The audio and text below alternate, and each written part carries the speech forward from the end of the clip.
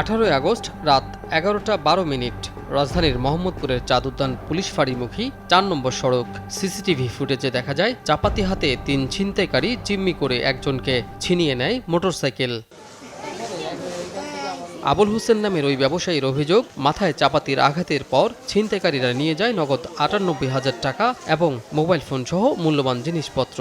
আমার তো পিছন থেকে বাড়ি দিছিল, তো বাড়ি দেওয়ায় আমি প্রচণ্ড ব্যথা পাইছি, বমি করছিলাম 2বার। টোটালে ৯৮,০০০ টাকা আর হলো একটা মোবাইল আর মোটরসাইকেল।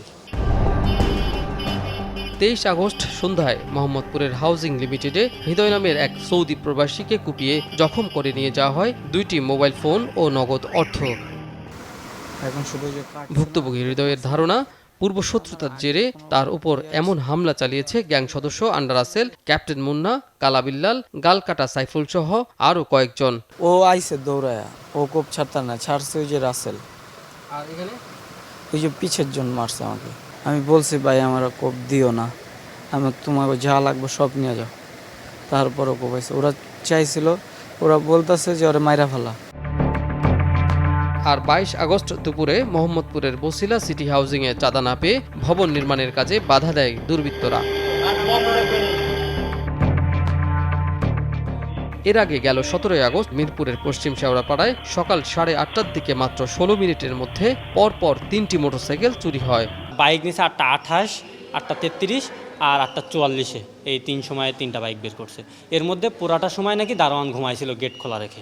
টোটাল আমাদের 3 জনের বাইক চুরি হয়। ঋণ নিয়ে বাইক কিনেছেন? কত টাকা দিয়ে কিনেছেন? বাইক নেওয়া 2,25,000। এর মধ্যে 70,000 এখনো বাকি আছে। রাজধানীতে একের পর এক লাগামহীন এমন অপরাধ প্রসঙ্গে পুলিশ বলছে, প্রতিটি ঘটনায় গুরুত্বের সঙ্গে তদন্ত করা হচ্ছে, জড়িতদের ধরতে চলছে অভিযানও। ঢাকা একটা অনেক বড় শহর, পৃথিবীর একটা মেগা সিটি, তো এখানে বিভিন্ন ধরনের মানুষ আছে এবং কিছু জায়গা আছে অপরাধ প্রবণ। যেসব ঘটনা ঘটে সাথে সাথে কিন্তু পুলিশ ব্যবস্থা নিয়ে থাকে, মানে অপরাধ সংগঠিত হলেও তারা যে আইনের ফাঁক গলে বেঁচে যায়, ব্যাপারটা এরকম না।